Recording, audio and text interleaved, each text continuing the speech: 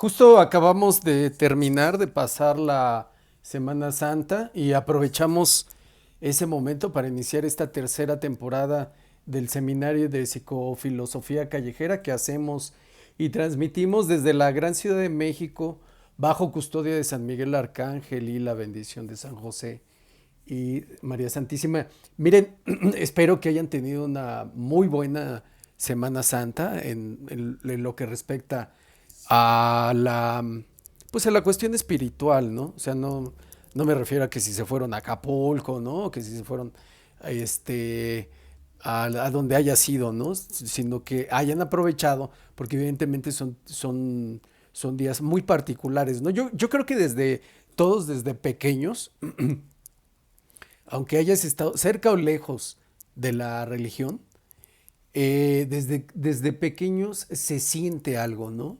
O sea, no solo porque, por ejemplo, en el caso de las ciudades como esta, como la Ciudad de México, como la gran Ciudad de México, no solo porque, pues obviamente, pues mucha gente sale y las calles se quedaban completamente vacías, sino se palpa en el ambiente más allá del ruido, que es cierto que desaparece o que disminuye en una gran cantidad, sino que se siente y además de todo, se siente cada día de la semana.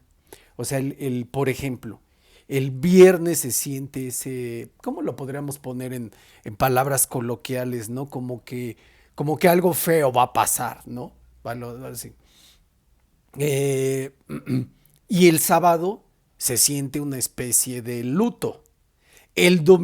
Bueno, ya el sábado, el sábado en la noche, que son las misas de lo que anteriormente o que coloquialmente llamamos sábado de gloria, ya es una festividad, ¿no? Es decir, el Cristo ha resucitado, Jesucristo ha resucitado, pero incluso los malvados santeros satánicos están desatados desde el jueves. El jueves es propiamente la misa, yo creo que es una de las más simbólicas, en donde se instituye, perdón, la Eucaristía, lo que se llama la última cena, cuando Judas Iscariote entrega a Jesucristo, ¿no? Entonces ya de ahí se vive toda la cuestión que se llama pasión, pero desde fuera podríamos decir el drama, ¿no? De Jesucristo. Y lo vamos sintiendo, creo yo, si son perceptivos. Pienso que desde chicos, ¿no? Aunque no sabías realmente, evidentemente, pues de chicos sabías que, este, que eran vacaciones, ¿no? Y que había que hacer algo con esas vacaciones, pero algo se sentía en el ambiente más allá de cualquier otra cosa. Incluso el otro día estaba viendo uno de estos podcasts que veo un pedacito de, veo muchísimas cosas de a pedacitos, ¿no? Como de a un minuto, 2 minutos y después me sigo con otra cosa y con otra cosa. No tengo mucha paciencia. Y entonces una de esas personas que hacen esos de los youtubers sí decían, no, es que se siente, claro, ¿no? O sea, que manejan estas cuestiones espirituosas y demás, ¿no? Entonces, sí, evidentemente se siente. Y bueno, deseo que hayan tenido la Pascua finalmente. Celebra la liberación del pueblo judío de la esclavitud por parte de los egipcios. Pero al mismo tiempo, esa esclavitud es la muerte. Es decir, es quedarse en un lugar en donde, como Egipto, en donde no se venera al Dios único y verdadero, lo cual puede implicar tu condenación, porque evidentemente por una cuestión de dominación cultural, es decir, tú vas allá a vivir con ellos, entonces pues vas a adoptar sus costumbres y esas costumbres implican la parte de lo religioso, de lo espiritual, entonces vas a terminar condenándote porque vas a adorar a sus ídolos, que todos son demoníacos. Ya lo he hablado en alguna ocasión, en muchísimas ocasiones, y lo seguiré haciendo las veces que sean necesarias. Mm, en la Pascua, digamos, moderna, es la resurrección de Jesucristo, es su triunfo sobre la muerte y también su triunfo sobre el imperio de la muerte de Satanás, y al mismo tiempo es el, el es la implica básicamente salvación y condena, ¿no? Vida, muerte. Bueno, muerte entre comillas, ¿no? Porque pues te vas a retorcer por siempre en el infierno. Entonces, es eso, pero también es una liberación, pienso yo, ya en los terrenos mortales, en lo que a nosotros nos concierne en nuestra vida diaria, pues puede ser una liberación de nuestras cargas, ¿no? De ciertas esclavitudes, pues, o sea, el pecado en cierta forma, claro que es una esclavitud, vamos a suponer, ¿no? Estoy muy apegado al trago, ¿no? Al cigarro, a la lujuria, pues eso por supuesto que es una esclavitud. Pero hay otras esclavitudes o otras cargas que pesan mucho, ¿no? Que son las del odio, las del rencor, las de las de la lamentación, el remordimiento por las malas decisiones que hemos tomado todos, evidentemente, por aquello que no nos salió, porque a veces pues las decisiones no son las adecuadas, no nos salió la jugada, no nos salió la apuesta, y vamos muchas veces cargando con eso eh, muchísimo tiempo, ¿no? A veces años, a veces toda una vida. Y eso se transforma en una carga muy pesada, insisto, en odios, en resentimientos, en recores, en lamentaciones. Entonces, pues deseemos y pidamos a Dios que también al mismo tiempo que no sea una liberación solamente en una cuestión de pecados, sino también de tantísimas cosas que traemos, que cargamos todos los días, ¿no? Bueno, nos guste o no, quien nos puede liberar de toda esa carga, pues es Jesucristo, ¿no? O sea, en alguna ocasión, cuando yo escribí mi primer libro, que ya ni siquiera me acuerdo cómo se llama, pero cuando escribí ese primer libro, yo decía, sostenía, planteaba la teoría de de que no, de que el perdón entre seres humanos es muy difícil de alcanzar. O sea, que el perdón no está dado, no es algo que esté hecho para los seres humanos, si bien es muy necesario porque igualmente pues esa carga, ¿no? De lo que te hicieron a ti o de lo que consideras que te hicieron, y lo tienes que cargar por siempre. Que es como, por ejemplo, lo que hacen, ¿no? Es decir, una chica fue violentada de alguna forma, o un muchacho, habíamos hablado del caso por ejemplo, de César Neftali, que reclutan los satánicos, ¿no? Entonces, el visualizar muchísimas violencias, que por supuesto puede ser necesario, pero a final de cuentas lo que hacen es como llenarlos como de un rencor por siempre, pues sí, o sea, como el terapeuta o como ¿qué les digo? Como el activista no va a cargar con ese odio, con ese peso, decir, es que te fuiste abusado, es que fuiste violentado, es que, bueno, sí, pero está bien, y eso no es deseable, y por supuesto que es reprobable, etcétera, todo lo que ustedes quieran. Pero al mismo tiempo, esa persona, antes de luchar contra, tiene que liberarse a sí misma y despojarse de esas cargas. Entonces, yo decía, bueno, perdonar, pues sí, perdonar, pues si alguien te robó, no sé, el sándwich en el recreo, ¿no? Que tú, a lo mejor te paraste al baño, regresaste, y ya cuando ves, buscas y pues ya no está tu tortita de huevo con jamón, ¿no? Ya se la robó a alguien, ¿no? Y ya después te das cuenta de quién te la robó, y pues, bueno, pues a lo mejor ya, pues, si eso pasó en tercero, pues ya para quinto o ya para cuarto, ya lo perdonaste, ¿no? Ya todos se rieron y todo. Sí, o sea, perdonar esas cuestiones no digo que sea fácil, también a veces ciertas nimiedades también puede ser difícil de perdonar. Pero vamos a suponer que eso es asequible, ese tipo de cosas. Ah, bueno, me robaron mi bici, ¿no? O lo que ustedes quieran. Pero otras cuestiones las traemos cargando todo el tiempo. Les digo, yo en alguna ocasión tuve una paciente que me decía, ¿no? O sea, que ella estaba completamente segura que había sido abusada, ¿no? Ya saben en qué plano, ¿no? Y entonces ya revisando, decir, bueno, creo que teníamos espacio como para asumirlo desde diferentes perspectivas. Y entonces ella se fue dando cuenta de eso, decir, bueno, pues es que sí, si lo miras desde un punto de vista muy estricto, sí, tal vez sí. Pero si lo miras de otro, o si lo miras de ambos, que es posible, eso te permitirá seguir adelante con tu vida, en lugar de estar cargando ese peso innecesario, ¿no? Entonces, sí, en efecto, hay otras cosas que en verdad, o sea, vamos a suponer, ¿no? O sea, por ejemplo, ahorita lo que está ocurriendo en Irán o en Palestina o en sitios muy, muy violentos en nuestro México, por ejemplo, ¿no? Bueno, masacraron a tu familia, ¿no? Te quitaron todo, todas las horrorosidades, atrocidades que se les puede imaginar. Pues sí, o sea, decir, perdonar eso, pues no es nada sencillo. O que tu esposo te dejó con 3 hijos, ¿no? O que tu esposa se fue con el mecánico, ¿no?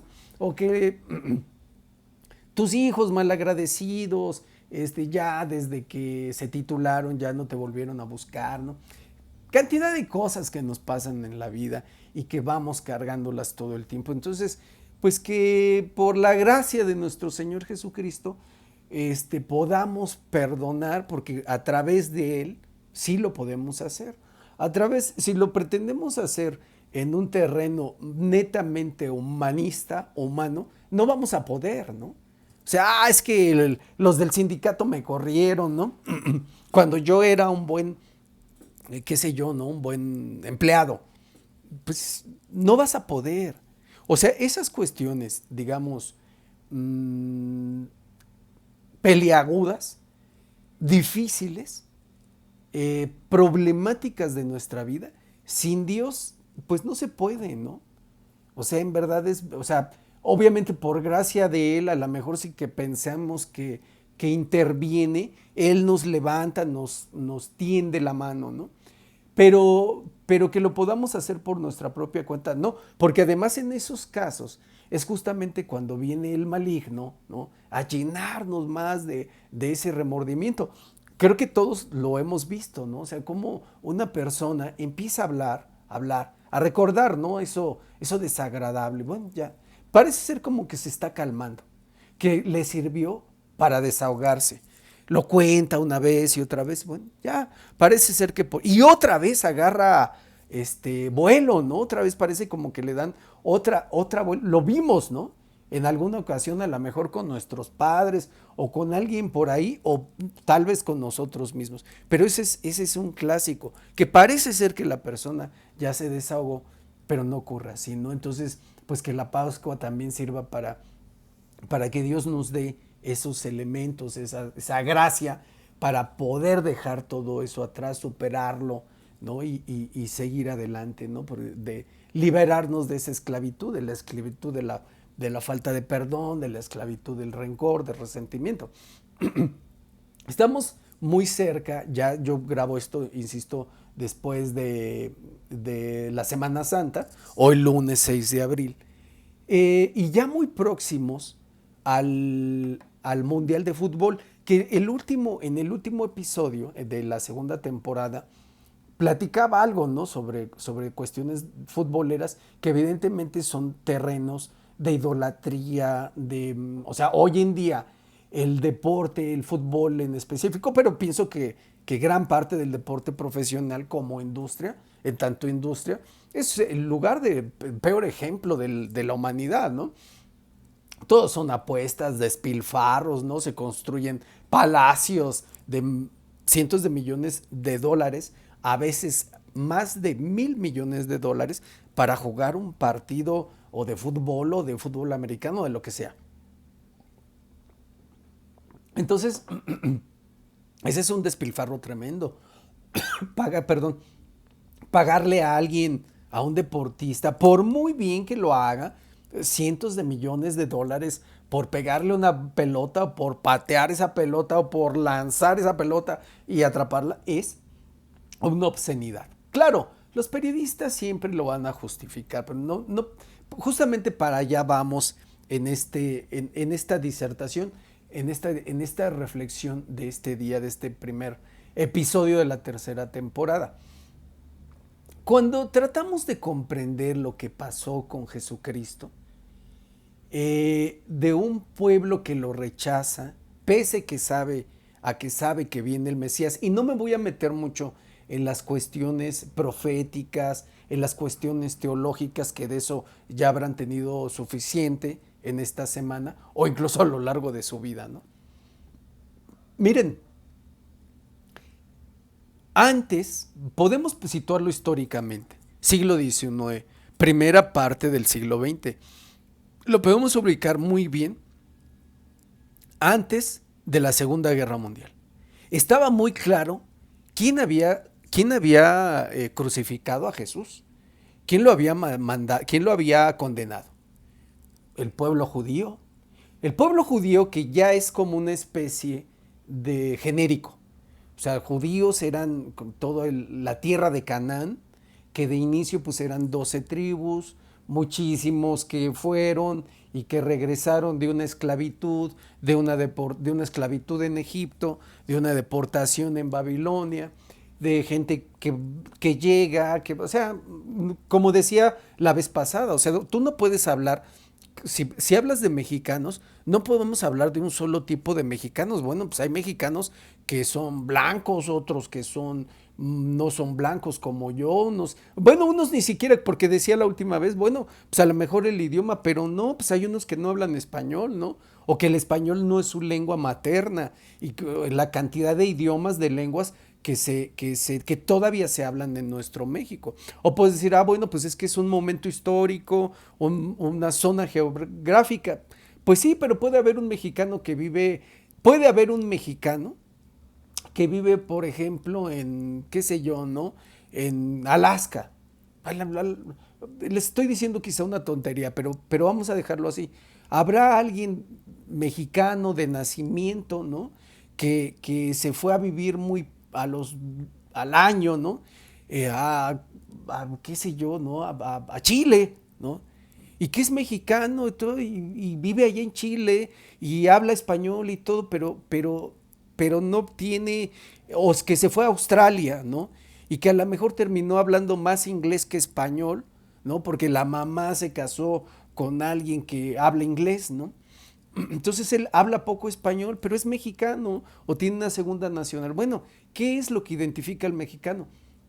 Pues es una situación muy compleja que a veces podemos aplicar un criterio y a veces necesitamos por fuerza aplicar otros criterios, ¿no? Pero puede ser que seas mexicano, que no te gusten o que no te gusten los tacos con harta salsa, ¿no? O que nunca los hayas probado, o que no hables español, o que tal cosa, lo que ustedes quieran, ¿no? Y que no seas moreno, ¿no? O que no seas, ¿no? Pues es más, hoy en día, ¿no? Yo tengo sobrinos, ¿no? Que miden 1,80, 1,90, que son unas torres tremendas, ¿no? Que ya no son, yo que soy más bien bajito, chaparrón, ¿no? Pues, bueno, pues tú ves a las nuevas generaciones, no manches, o sea, no precisamente son bajitos, ¿no? O sea, en el estereotipo mexicano. Entonces, en el caso judío es lo mismo, o sea, judío aplicando entendiendo como un genérico, una cultura dominante, ¿no? Etcétera. Pero son ellos los que rechazan a Jesucristo y lo mandan al Calvario. A raíz de la Segunda Guerra Mundial, con todo esto que ocurrió, ¿no? La, la, el, la muerte, ¿no? De millones y millones de judíos, ordenada, por supuesto, por nosotros pensamos que son los alemanes, que sí, son los malos, pero esta guerra financiada por sionistas, O sea, es decir, que ellos financian tanto un lado como otro de la guerra. Fue una movida muy hábil del maligno. O sea, es decir, a ver, pues sacrificamos a unos tantos millones acá y dentro de 50 años o dentro de menos, los vamos a poder hacer mártires a ellos. Entonces, hoy en nuestra religión cristiana, en todas las acepciones que... O sea, tú puedes darte cuenta, puedes descubrir, es muy fácil eso. O sea, tantísima gente que piensa que a los judíos, perdón, que a Cristo lo crucificó, lo crucificaron los romanos. ¿Por qué pasa este malentendido? O sea, evidentemente los que cumplimentan, los que cumplen la acción, cumplimentar es un término técnico dentro del argot militar, tengo entendido, que son obviamente soldados romanos, que no están exentos. La chusma, así la llaman. O sea, tengo aquí, vean, mi cuadernillo, ¿no? Del 29 de marzo, del Domingo de Ramos. ¿Se acuerdan que es esta lectura muy, muy larga? ¿No? Y aquí se menciona. O sea, ustedes podrán ver otras traducciones donde esa palabra la suprimen por cuestiones políticamente correctas. De hecho, mi Biblia, que es la Biblia de Jerusalén, que es una Biblia muy, muy buena, es una Biblia omite ese término y habla grupo, ¿no? O sea, Jesucristo se refirió a ese grupo de personas, pero en las escrituras originales habla así. De hecho, en esta parte, que es el Evangelio de Mateo, dice, ¿no? Dice, todavía estaba hablando Jesús cuando llegó Judas, uno de los 12, seguido de una chusma numerosa, con espadas y palos, enviada por los sumos sacerdotes y ancianos del pueblo. Y después, o sea, es decir, no solo fueron los romanos, no solo fueron los soldados romanos, la chusma judía armada de esa manera. Puede ser un término despectivo, sí, pero es un término también muy, muy elocuente de lo que estamos hablando, que es, pues, esa gente que no entiende razones, que como bien lo explica Freud en Psicología de las Masas, es esa gente que hace cosas que no haría sola o que no haría por su cuenta y que, embriagada del poder que le da la masa, adquiere una fisonomía que se transforma poderosa y que hace todo ese tipo de barbaridades. Y lo vemos en las marchas. Bueno, esa de que habla Freud en Psicología de las Masas, esa es la chusma. Claro, hoy en día no podemos usar el lenguaje tal cual es, porque te van a decir las dos, ¿no? Clasista o racista. Y ya, ahí ya no te la acabas. Perdón, más adelante dice, siguiente párrafo, dice, cuando Jesús, ¿no? O sea, recuerda y una otra vez que se tienen que cumplir las escrituras, que el Hijo de Dios, nacido de una virgen, morirá en el Calvario, siendo martirizado, ¿no? Bueno, se dice, ¿no? O sea, los judíos, quién sabe qué tipo de Mesías esperen, entrará con un burro, ¿no? Por Jerusalén. Bueno, pues es que no es burro, ¿no? Entró con una burra, con un asna. No era burro, no era una burrita. O sea, sí, pues bueno, ya que era de la estirpe de David, sí, pues de la estirpe de David era José, su padre adoptivo. O sea, es decir, los judíos quieren que se haga a su modo, no. O sea, se cumple toda la escritura, toda la profecía, que ustedes pueden revisar en Daniel, en Isaías, etcétera, ¿no? En los libros proféticos. Y pues si me apuran hasta en la parte del Antiguo Testamento. Y se vuelve a mencionar la palabra chusma. Enseguida dijo Jesús a aquella chusma: han salido ustedes a apresarme como a un bandido, con espadas y palos. Fíjense, no solo fueron los romanos. Todos los días yo enseñaba sentado en el templo y no me aprendieron. Pero todo esto ha sucedido para que se cumplieran las predicciones de los profetas. Entonces, todos los discípulos lo abandonaron y huyeron. Que otra predicción, otra profecía de Jesús, que le dice a Pedro, ¿no? Tú me habrás, mejor cállate porque tú, bueno, eso lo dije yo, ¿no? Me habrás negado 3 veces antes, todos lo abandonan, todos le dan la espada, tú me habrás negado 3 veces antes de que cante el gallo. Entonces, esa chusma eran judíos. Pilato revisa el caso de Jesucristo, de Jesús, le dice, yo no veo delito alguno, ¿no? Jesús no quiere entablar una conversación con él, ¿no? Le rebota todo, él sabe que tiene que ser sacrificado, torturado, crucificado, ¿no? Él sacrificado por el perdón de nuestros pecados. Esa es una cuestión muy importante, no porque fuera masoquista, ¿no? Bueno, Pilato incluso también en este cuadernillo lo relata, ¿no? Que la esposa de Pilato le dice que no se meta con ese hombre. Dice, tuve un sueño muy feo, con cierto sufrimiento, ¿no? Y bueno, entonces le dice Pilato a la chusma, ¿no? Bueno, a ver, yo no, pero ustedes, a ver, ¿qué hacemos, no? Había por costumbre, cercano a la Pascua, que se liberara a alguien que la masa, obviamente una chusma que no actúa por su propia cuenta, sino actúa manipulada por el poder político. Pues, ¿dónde lo hemos visto? Ese poder político manejado por Satanás.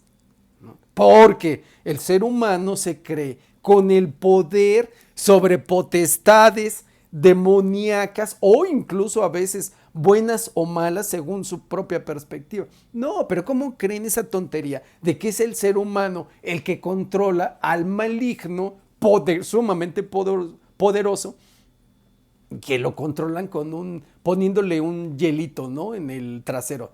Ay, por Dios, ¿no? Bueno, entonces, arriba, esta es la jerarquía, esta es la pirámide. Satanás arriba, ¿no? Aquí abajo, todavía dentro de mis manos pecadoras, los políticos, las fuerzas sociales, medios de comunicación ahí para transmitir toda esa basura. Y abajo, en el grueso de la pirámide, la chusma. Bueno, y entonces, toda esta cuestión histórica ha servido para voltearles la tortilla. Es que no fueron los judíos, fueron los romanos. Y entonces pasar a los judíos como todavía los hijos de Dios, el pueblo elegido. No, tomen que, miren, ahí está claramente, o sea, lo que pasa es que los cristianos no leen la Biblia. Esa es la realidad. Pero si ustedes la revisan, al menos de una forma, pues más o menos, o sea, como, vamos a suponer que la revisaran como para hacer, porque va a haber un examen extraordinario, ¿no? Entonces, es algo que yo he dicho en muchísimas ocasiones. El pueblo elegido de Dios son los que creen en Jesucristo. Les dice Pablo a los Gálatas, los hijos de Abraham son los que creen en Jesucristo.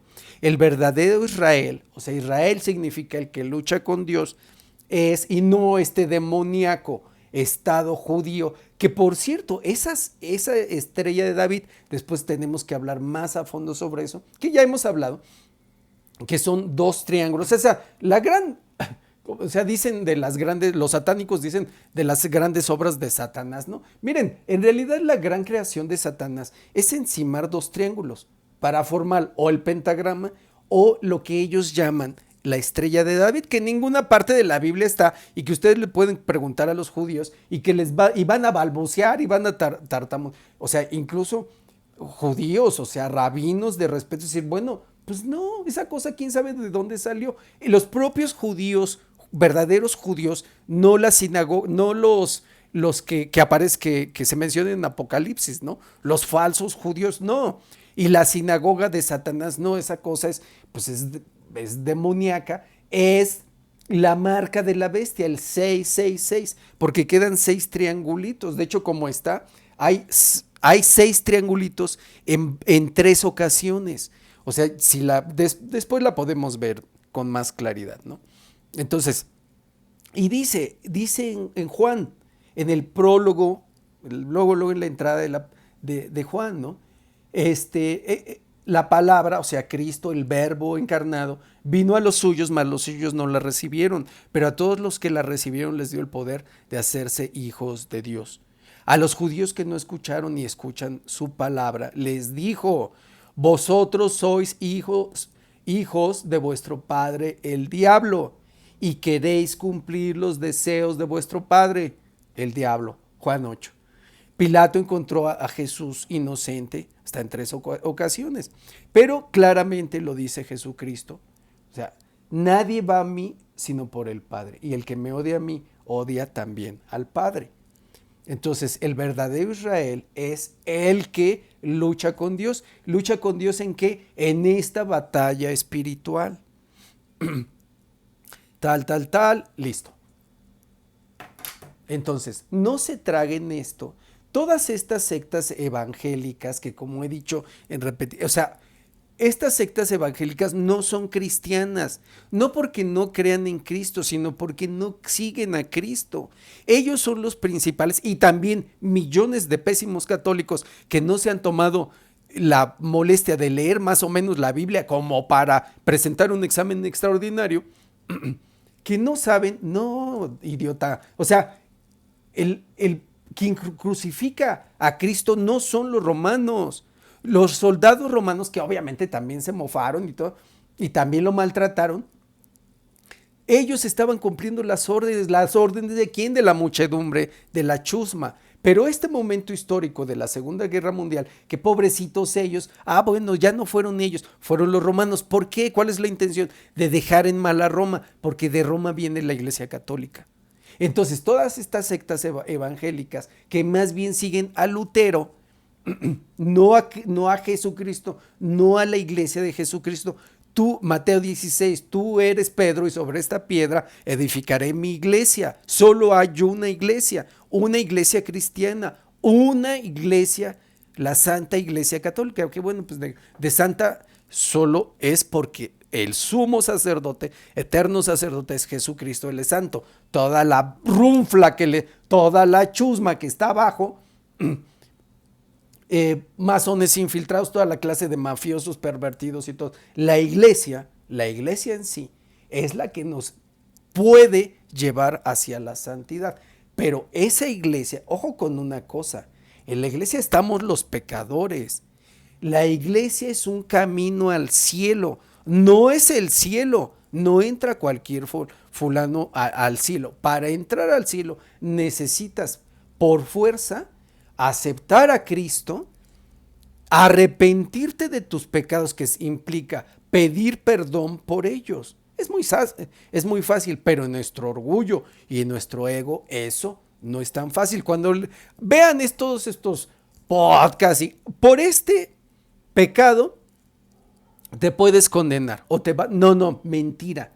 No hay ningún pecado que Jesús no pueda perdonar si lo reconoces y si te arrepientes. Claro, ya en una vida o sea, Netanyahu no se va no se va a arrepentir. O sea, es lo que he dicho. O sea, ustedes han visto un capo de la droga que se arrepiente, a un político tipo Trump. No, ellos no se van. Además, o sea, se están ensoberbeciendo tanto, se están ensuciando tanto de pecado, que cada vez notan menos al verdadero Dios, ¿no? Entonces, no, ellos no se van a arrepentir. Pero bueno, de esto he hablado en otras ocasiones. Entonces, no, quienes crucifican a Cristo son los judíos, no son los romanos. Esta es una idea posterior a la Segunda Guerra Mundial, tanto de la infiltrada Iglesia Católica como de las sectas evangélicas, que piensan ellos estúpidamente que quien crucificó a Cristo fueron los romanos. No. ¿Por qué? ¿Por qué hacen eso? Para desacreditar a la iglesia, que es la única iglesia en donde está la verdadera Eucaristía. El cuerpo y la sangre, bueno, cuando te dan el vino, esporádicamente, de Jesucristo, que es el sacrificio por el perdón, la limpieza, el perdón de nuestros pecados, la limpieza de nuestro espíritu, el alimento del alma. Solo está en donde Satanás lo sabe, ¿Por qué creen que o sea, ¿cuándo han visto que alguien ataque una iglesia pentecostal? ¿No? Pues no, se va a corromper sola, esa la inventó el demonio, ¿no? Así de sencillo. ¿Cuál va a ser la iglesia atacada? Porque ahí está la Eucaristía. Bueno, no se dejen llevar, aunque sea, lean. No vayan a leer la Reina Valera. Lean una Biblia de verdad. Biblia de Jerusalén es una, mm, es una edición que se llama así Desclé, siempre se me olvida. Desclé, déjenme, Biblia de Jerusalén. Es importante esto.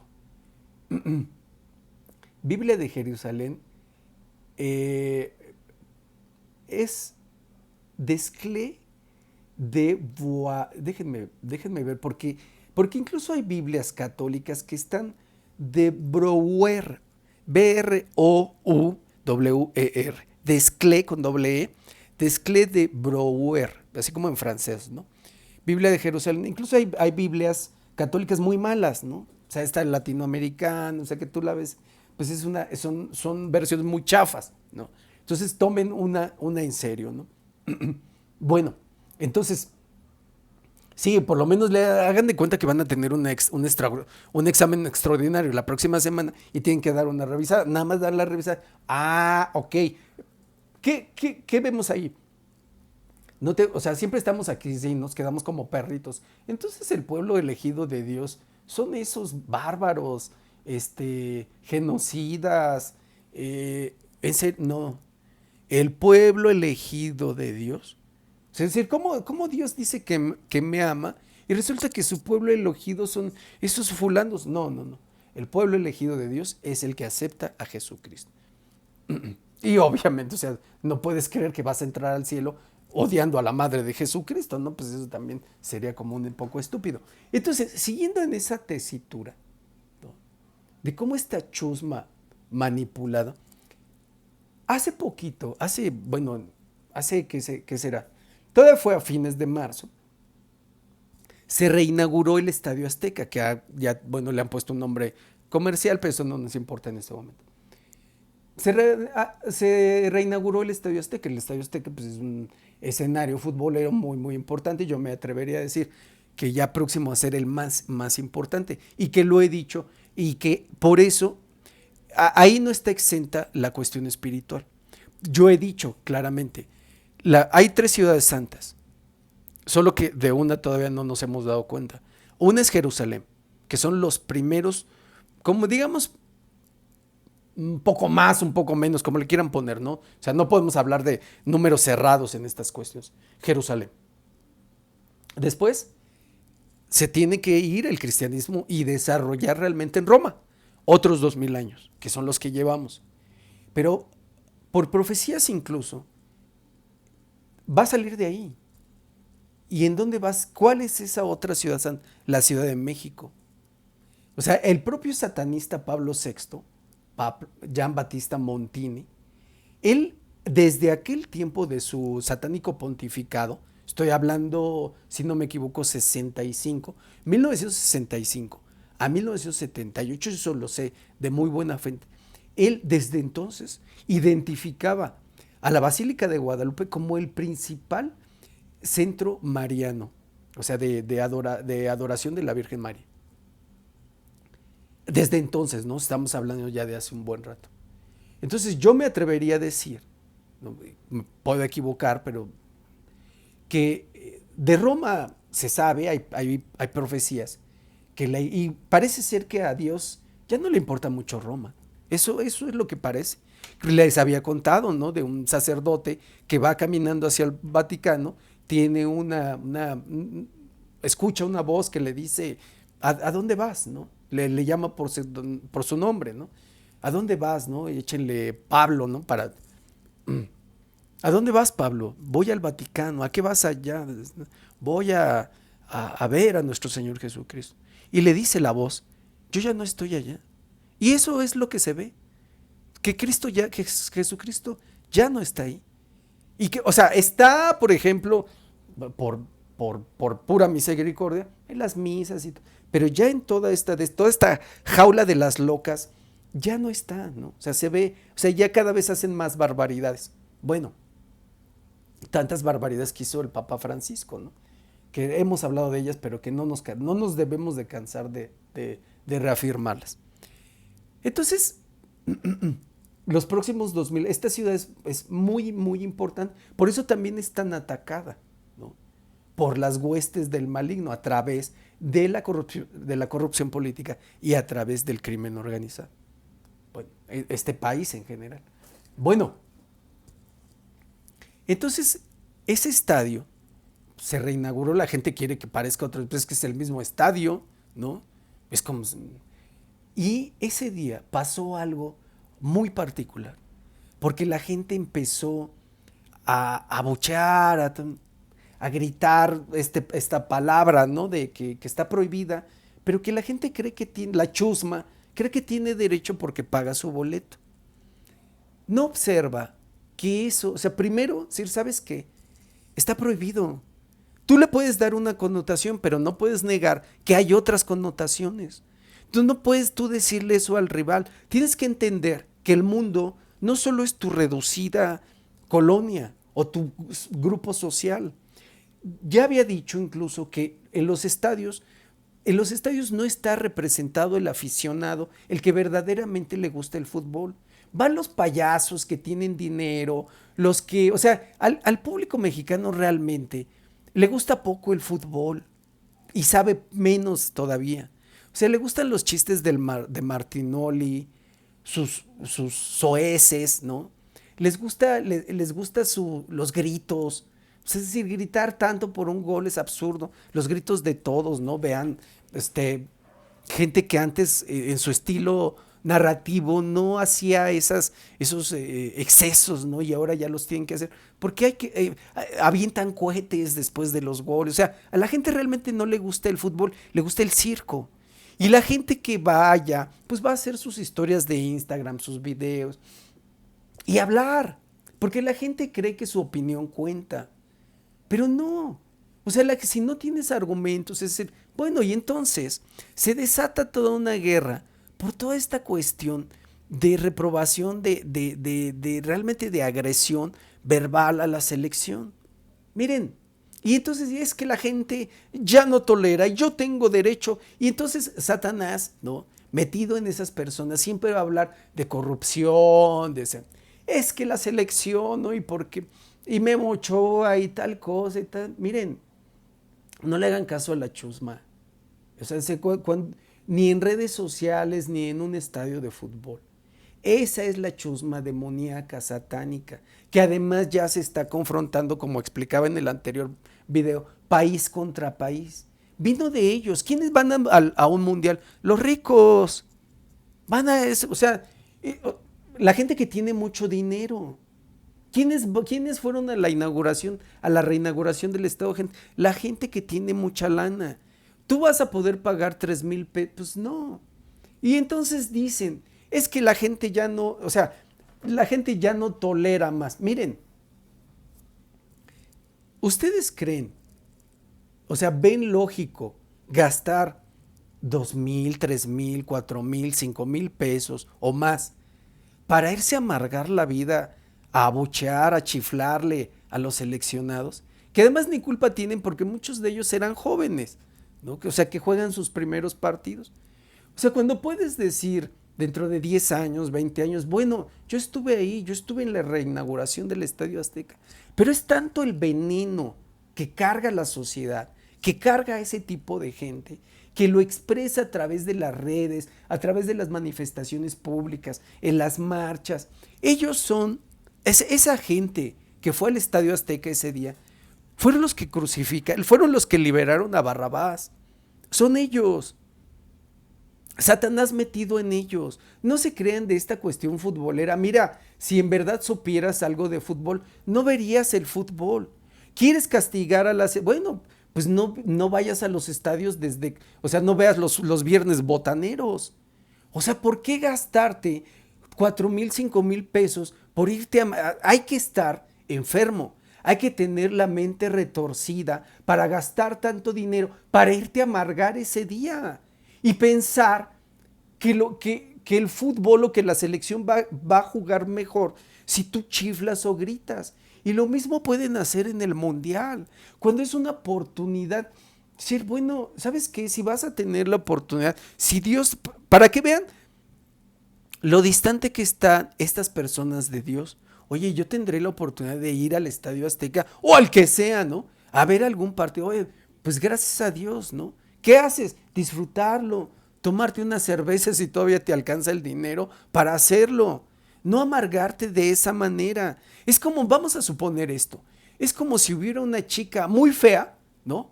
Vamos a hacer es la selección. La selección es una morra, ¿no? Es la chava más fea de la colonia, ¿no? Ya no entremos en detalles, pero hacia la selección es la chica más fea de la colonia, ¿no? O de la universidad o de donde ustedes quieran, de la oficina. Y la invitas a salir y le regalas flores, ¿no? Y le regalas flores y van y le invitas a cenar. Y ahí en esa cena le dices que está re fea. Es más o menos eso. No tiene sentido, ¿verdad? No tiene ningún sentido. Esta gente está enferma, pero esa enfermedad es operante. O sea, quiero decir, es funcional. O sea, pueden funcionar en una sociedad más o menos impunemente. O sea, pueden ir a trabajar, entonces están enfermos. O sea, el nivel de influencia, contaminación demoníaca es tremendo. Y entonces van a regar ese odio, o sea, como que ellos saben de mucho. No, no saben nada de fútbol. Nada. Es la chusma, es exactamente la misma chusma que pidió la liberación de Barrabás. O sea, Pilato les dice, pueden liberar a un preso. Quieren que libere al Nazareno, a Jesús el Nazareno, y ellos pidieron a Barrabás. O sea, pudieron, para que vean quién lo crucificó en realidad. No fueron los romanos, porque además los romanos, si ustedes estudian un poco, los romanos crearon un imperio muy, en términos generales, respetuoso de tus creencias religiosas. Ellos sabían que no podían meterse con eso, porque era un asunto de nunca acabar, como es hoy. Entonces, mira, a mí págame mi tributo, ¿no? Haz lo que tienes que hacer como ciudadano de Roma, aunque sea ciudadano de segunda, ¿no? Y listo. Y tú puedes creer en quien tú creas. Muchos de esos perseguidos no era por una cuestión religiosa, no se crean. O sea, no, evidentemente que los hubo, sí, claro que sí. Cuando empezaron a crecer, Roma los pudo haber visto como una amenaza, por supuesto, pero no por cuestiones religiosas. Ojo, por cuestiones políticas, incluso económicas, y peligra mi tributo. Roma creció de esa manera durante siglos y por los siglos de los siglos, precisamente porque fueron muy ojo con una cosa, fueron muy inteligentes en esta cuestión. No te metas en eso, no te metas.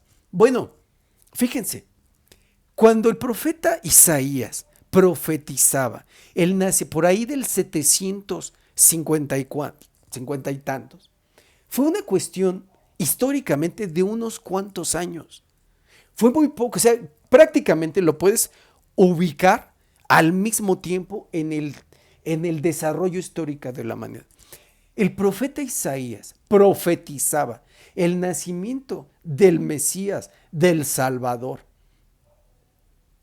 al mismo tiempo que se fundaba Roma. Ojo con eso, ¿eh? Eso solo lo pueden escuchar aquí. Al mismo tiempo. El Altísimo ya sabía en dónde se iba a desarrollar esa religión. Y muy probablemente esa religión, o sea, la Eucaristía, salga de Roma. ¿Ustedes creen que esa brunfla sabe de fútbol? Claro que no. Pues eran influencers, gente así. Vean la inauguración del nuevo estadio de Miami de David Beckham, el que es, bueno, era un famoso jugador del Manchester United. O sea, un niño bonito con mucha lana, que su novia era, bueno, su mujer, ahora su mujer, una de las Spice Girls y que es dueño o codueño del equipo en donde juega Messi. ¿Y quiénes son los invitados? Pues la gente de muchísimo varo, Marc Anthony, Slim, o sea, esa gente no le gusta el fútbol, no sabe, bueno, yo no digo que no lo puedan disfrutar un día, pues sí, evidentemente, listo, pero se regresan a sus negocios. El fútbol se creó en los barrios, en las comunidades, y que era parte de nosotros, porque era lo poco que tenía el pobre, ¿no? Para identificarse como, eran los pocos momentos de felicidad, era la misa y el fútbol, por ejemplo, ¿no?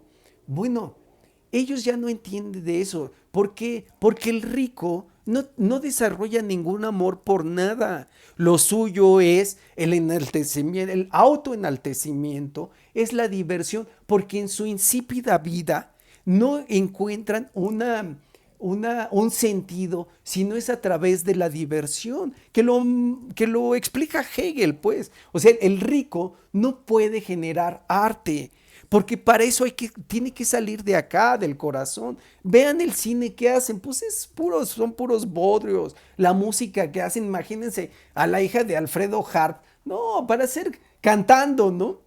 Alfredo Harp, ex dueño de Banamex, ¿no? Que bueno, ya no sé si sea o no sea, ¿no? Ahora del equipo de béisbol Diablos Rojos. No, para cantar de verdad, para hacer arte de verdad, cine, música, te tiene que doler porque sale del alma, ¿no? Es decir, Cristo se los dice. O sea, es decir, bueno, pues es más fácil que entre un hilo de camello por el orificio de una aguja, ¿no? Porque el rico ama el dinero, no ama nada más. Esa es la puritita verdad. No se crean de esa chusma. Esa es la chusma que le grita a la selección. Es la que pidió la liberación de Barrabás. Entonces, hay que ser no crean en lo que dicen en las redes sociales, ni nada, ¿no? O sea, si vamos aprovechando la Pascua, una forma de descontaminarse, Señor, ayúdame a liberarme, no solo del pecado, ¿no? Sino porque también es pecado el rencor, el odio, el no perdonar. Señor, ¿cómo quieres que perdone?